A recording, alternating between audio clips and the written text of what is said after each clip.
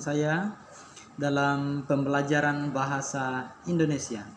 Dalam pertemuan kita kali ini, kita akan membahas tentang novel, yaitu pandangan pengarang terhadap kehidupan dalam novel. Tujuan pembelajaran kita pada kesempatan kali ini adalah setelah mempelajari kegiatan pembelajaran ini secara mandiri, diharapkan dapat menganalisis isi novel berdasarkan unsur intrinsik dengan cermat, teliti, dan penuh tanggung jawab sehingga dapat diterapkan dalam kehidupan sehari-hari. Sebelum kita melangkah lebih jauh, kita harus tahu dulu tentang pengertian novel itu sendiri. Novel menurut Kamus Besar Bahasa Indonesia edisi kelima adalah karangan prosa yang panjang mengandung rangkaian cerita kehidupan seseorang dengan orang di sekelilingnya, dengan menonjolkan watak dan sikap setiap pelaku. Namun ada juga yang mendeskripsikan bahwa novel adalah karya fiksi prosa yang ditulis secara naratif, biasanya dalam bentuk cerita, dan cerita novel bersifat imajiner atau sesuai dengan khayalan penulisnya. Yang berikut adalah ciri-ciri novel, yaitu sebagai berikut. A. Memiliki lebih dari satu alur dan berkembang. B. Banyak tokoh dan memiliki lebih dari satu karakter. C. Tema lebih kompleks. D. Latar bergerak. Dan yang terakhir adalah cerita disertai perubahan nasib tokoh.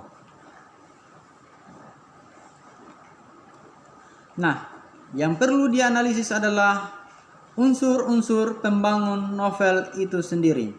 Pada kesempatan kali ini kita akan fokuskan pada unsur intrinsik, yang merupakan salah satu unsur yang membangun novel itu sendiri. Ada 7 unsur intrinsik yang akan kita bahas. Yang pertama adalah tema. Tema merupakan dasar cerita atau gagasan umum dari sebuah novel. Tema dapat juga disebut ide utama atau tujuan utama. Berdasarkan dasar cerita atau ide utama, pengarang akan mengembangkan cerita. Oleh karena itu, dalam suatu novel akan terdapat satu tema pokok dan satu sub-tema. Yang kedua, plot atau alur. Plot merupakan hubungan antar peristiwa yang bersifat sebab akibat. Tidak hanya jalinan peristiwa secara kronologis, tetapi juga urutan kejadian yang di dalamnya terdapat hubungan sebab akibat. Ada 3 jenis alur atau plot. Yang pertama, alur maju atau progresif, merupakan alur peristiwa-peristiwa atau kejadian dalam cerita yang bergerak secara urut dari awal hingga akhir dan memiliki jalan cerita yang rapi. Biasanya alur maju ini digunakan pada novel autobiografi dan biografi. Yang kedua, alur mundur atau regresif, merupakan alur peristiwa-peristiwa atau kejadian dalam cerita yang bergerak secara terbalik atau dari yang sudah berlalu. Pada alur ini, cerita tidak diawali dengan pengantar. Yang ketiga, alur campuran adalah perpaduan antara alur maju atau progresif dengan alur mundur atau regresif. Namun, kadang jalannya alur secara acak dan tidak rapi. Alur ini biasanya digunakan untuk novel misteri atau novel fantasi. Yang ketiga adalah penokohan. Penokohan dalam novel adalah unsur yang sama pentingnya dengan unsur yang lain. Penokohan adalah teknik bagaimana pengarang menampilkan tokoh-tokoh dalam cerita sehingga dapat diketahui karakter atau sifat para tokoh. Tokoh merupakan pemeran atau seseorang yang menjadi pelaku dalam cerita novel. Sedangkan penokohan adalah karakterisasi atau watak atau sifat dari tokoh yang ada dalam cerita novel tersebut. Nah, di sini kita bisa membedakan antara tokoh dan penokohan. Berdasarkan watak atau karakternya, tokoh dibagi menjadi 3. Antara lain, A. Tokoh protagonis merupakan tokoh utama yang menjadi pusat perhatian dalam cerita. Tokoh utama ini digambarkan sebagai seseorang yang baik yang selalu mendapatkan masalah. Bagian B, tokoh antagonis merupakan tokoh yang menjadi musuh dari tokoh utama atau tokoh protagonis. Dalam cerita novel, tokoh antagonis digambarkan dengan seseorang yang memiliki sifat yang buruk, tidak bersahabat, dan selalu menimbulkan konflik. Yang ketiga, atau yang bagian C, tokoh tritagonis merupakan tokoh yang menjadi penengah antara tokoh protagonis dan juga tokoh antagonis. Tokoh tritagonis ini digambarkan dengan seseorang yang memiliki sifat dan sikap netral.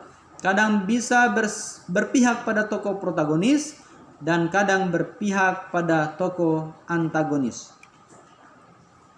Yang keempat, latar. Latar adalah landasan atau tumpuan yang memiliki pengertian tempat, hubungan waktu, dan lingkungan sosial tempat terjadinya peristiwa-peristiwa yang diceritakan.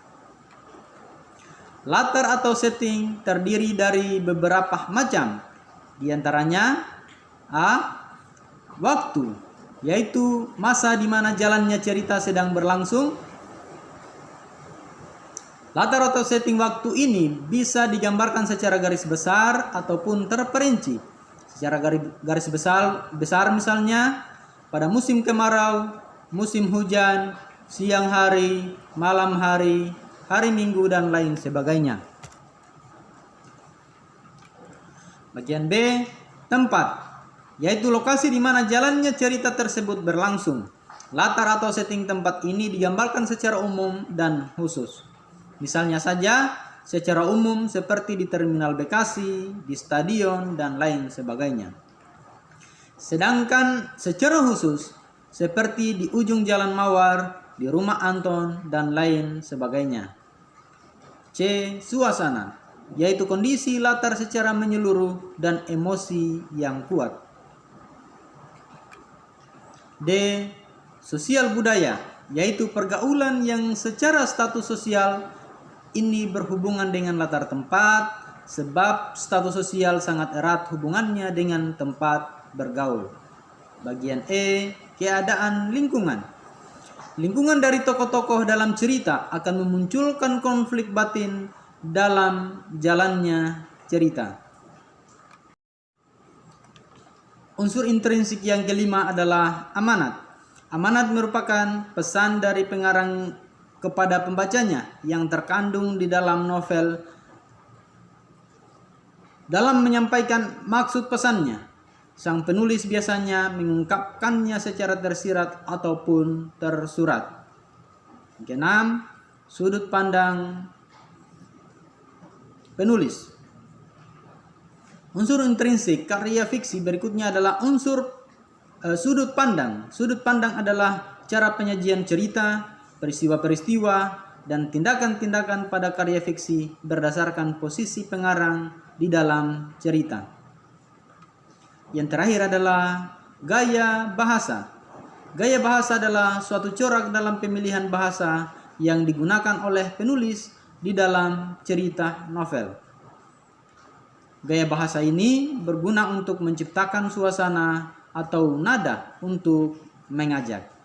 Nah, demikian yang menjadi konsep atau unsur-unsur intrinsik yang membangun novel pada pembahasan kita kali ini. Bye-bye.